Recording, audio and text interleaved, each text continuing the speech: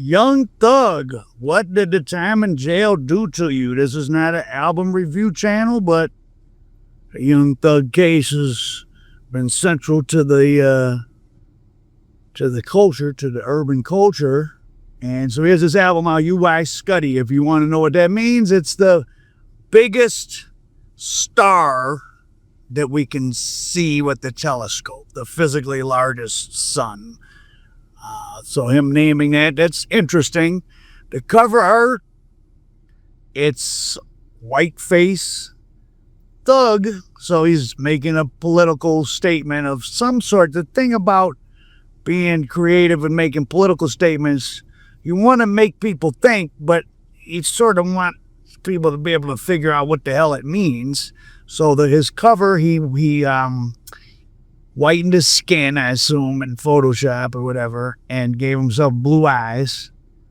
And the first single, Ninja, which has become an emoji and a word we use in place of the also popular N-I-G-G-A word, while he flips it, he go in the last verse of Ninja. He hits us with the hard R, N-I-G-G-R, about 20 times in a row, which is supposed to mean something. I'm sure it's a little hard to decipher. I mean, I guess, is he saying that by defeating the legal system, he in effect has become white, if white symbolizes political power? That would be kind of deep. I mean, maybe that's something to think about. He did a social media post where he said, if you want to go big, go white. White is the biggest. So he's making us think, I guess, or is he just looking for shock value? I skipped around on the album. I mean, the Ninja song didn't seem there was no deep political message, and then he starts hitting us with the hard ERs. It just seems more like shock value. He was able to maintain. He has a lot of features on the album. Now, of course, in the last couple weeks, all these phone calls he made while he was in jail where he's gossiping and talking bad about everybody. I mean, probably people are giving him somewhat of a pass. Anyone that's been in jail even a little bit knows the main thing about jail is just you're bored. So you're calling the same people on the phone and you're laying on the phone all day. I mean, you run out of things to talk about. You're in jail. Nothing new is happening for you. So he's just running his mouth. I tell you, jail, if you're a good reader and enjoy reading, you can pass your time reading and not get in too much trouble. If you need to talk, you end up getting, you got to find things to do. Well, Thug found a surprising thing to do to cause himself a problem, which was talk bad about everybody on the phone. We still don't know who released that stuff. I guess it was the county. Their goal, if the goal of the powers that be is to break the hold of the rap industry on the culture and economy of Atlanta, or not the hold, but the influence on it, well, they're doing a good job. I mean, when you have a city that is very vibrant, economically growing, has a lot of corporate headquarters or just a lot of corporate stuff going on, obviously you don't want its perception to become it's not so much just a rap city, but that it's, this violent, the type of rap that they do. So they probably released that to undercut him and to make them all look bad. Sure is a different kind of era in rap. I mean, I said it before he put out his album. You take away him being able to be super high, making all this music, and he can't be very limited and careful in any of the gang specifically talk he does. So what's he left to really talk about? Money, girls. I mean, it's all been done so much. You can't really tell about getting high as much. You take away the drugs and the gangs, what is there much to Thug? Maybe not. Maybe not. And it's so the most interesting thing is he did the feature Jesus, what up Jesus? So there's another song, Jesus Knows. He has another song to work with Jesus in it. Jesus Knows, Jesus, that had Rod Wave was supposed to be on it. It didn't make the uploaded version. He was mad. He said somebody on his team was going to get fired. And what's interesting nowadays, you can put out an album on the digital service providers, the DSPs, and you can change it. You can swap in a better mix or a different version. So look for a new version of that song with Rod Wave to pop up. At least Thug wants it to. He seemed to be blaming his team.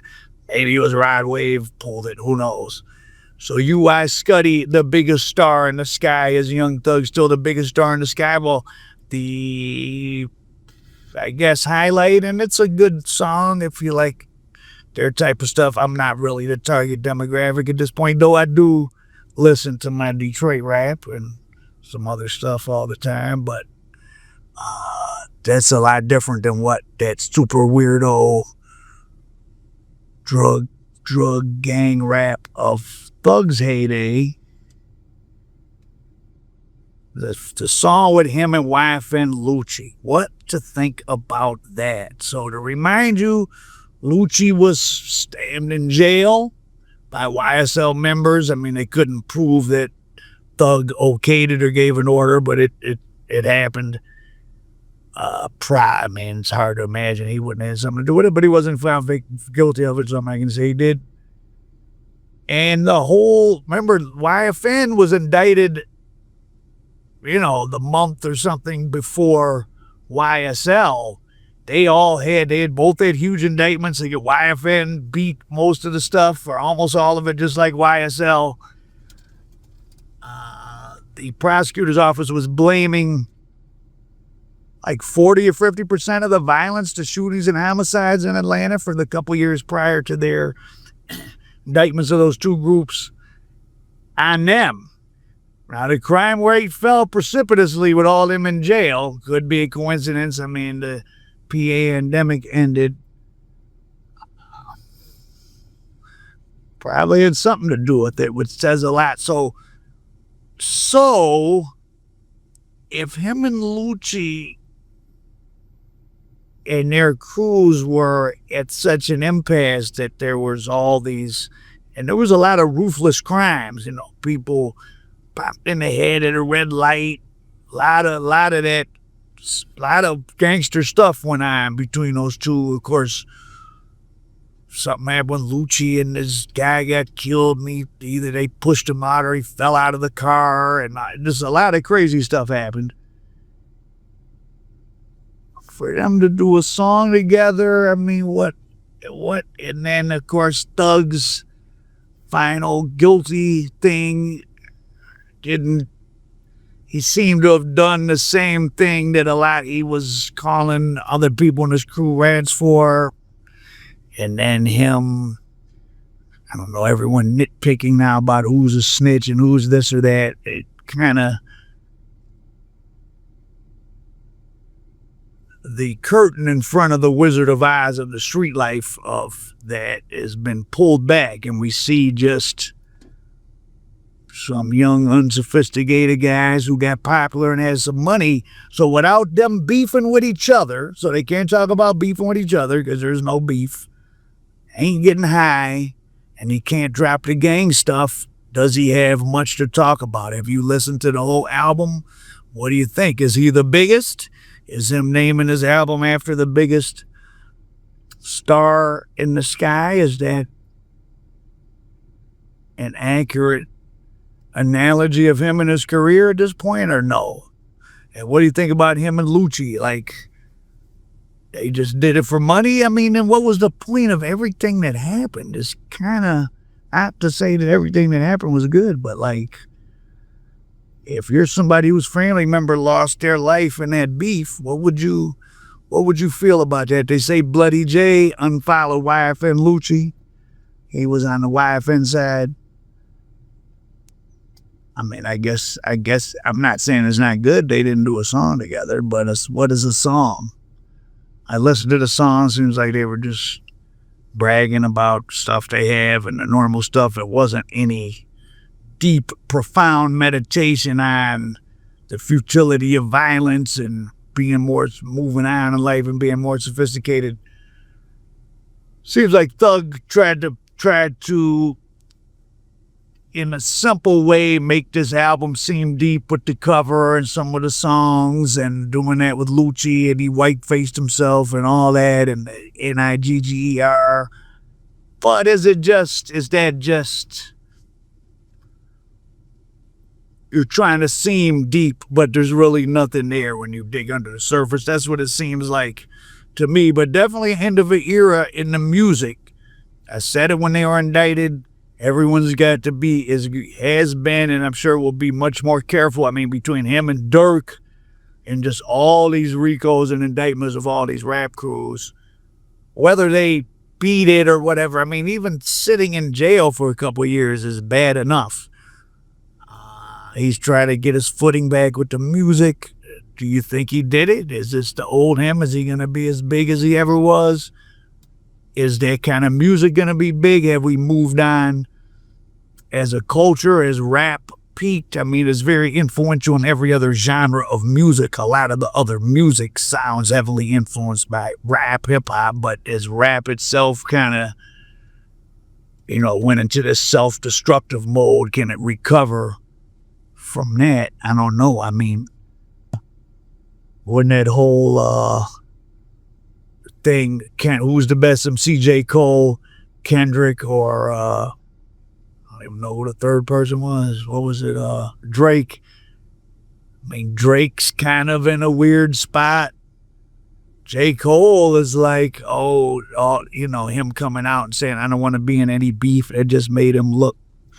It seemed like it made a lot of people lose interest in him. I don't know.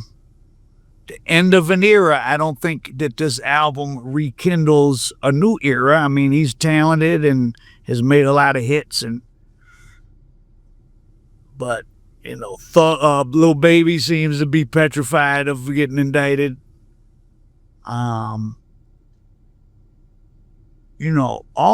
What all these guys did, it's a version of what Tekashi did. I mean, Tekashi became an informant and was the weirdest and kind of most obnoxious of it all. And whether some people told or didn't or whatever, it's still kind of the same thing. Where they're able to say, oh, we're going to have weird creative rapper, but put it with some real street stuff. And then, everyone's high and drugs, and it made for an exciting mixture as far as making music. I mean, it worked as pop music and selling records.